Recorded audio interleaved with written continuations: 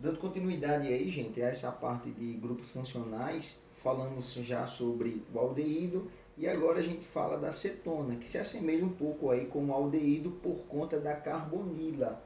Só que na cetona, agora eu tenho a carbonila entre dois carbonos, ou seja, entre dois grupos alquilas.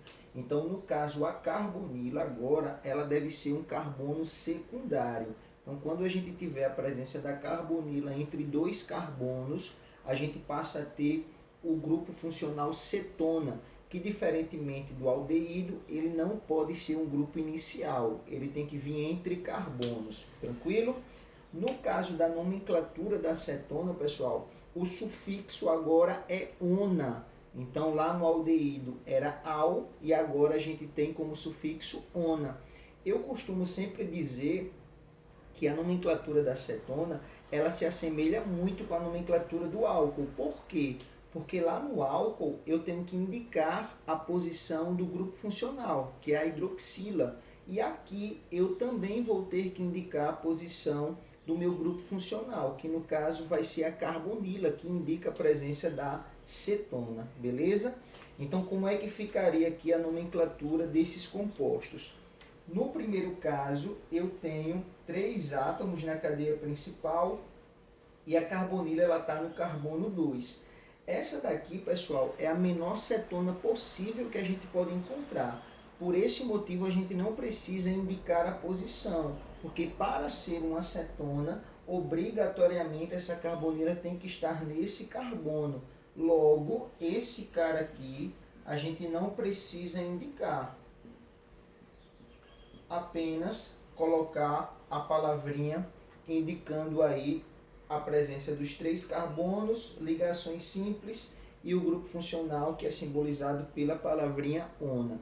Então, uma cadeia normal com 3 carbonos e com 4 carbonos, eu não preciso indicar a posição do meu grupo funcional, porque ele sempre vai se encontrar em uma única posição, beleza? No meu segundo exemplo, eu já observo a presença de ramificações. Então, eu tenho aqui ramificação com um carbono, que é o que a gente chama de metil, e nesse caso, eu devo lembrar que o meu grupo principal ele tem que estar mais perto do carbono 1. Então, esse cara é o carbono 1, 2, 3, 4, 5. Então, esse composto ficaria 3,4 traço de metil traço 3,4 de metil traço pentan, só tem ligações simples, 2 ona. 3,4 de metil pentan 2 ona. Então tá aí o nosso composto. O último composto dessa primeira parte é esse cara aqui, ó, que tem um anel aromático e um metil ligado à carbonila. Então aqui a gente pode colocar direto, pessoal. Eu posso colocar fenil, metil, tudo junto, viu? Cetona. Então fica fenil, metil, cetona, beleza? Nesse outro exemplo aqui, ó, eu já observo a presença de 2 carbonilas. Então, 1, 2, 3, 1, 2, 3. Então, tanto faz se a gente conta da esquerda para a direita ou da direita para a esquerda. Então, vai ficar 1, 2, 3, 4, 5, 6, 7. No carbono 3 e no carbono 5, eu tenho a presença do meu grupo funcional. Então, vai ficar heptan, traço 3,5 traço diona. O di é simbolizando a presença dos 2 grupos funcionais, no caso das 2 cetonas.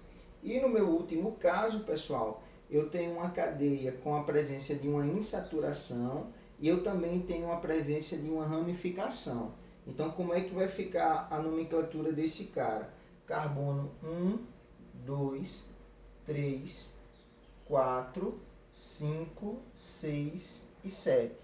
No carbono 4 eu tenho a insaturação, porque indicamos o menor, e no carbono 5 eu tenho a presença da ramificação, que é o metil. Então isso vai ficar assim, ó. 5 metil, traço 7 carbonos na cadeia principal,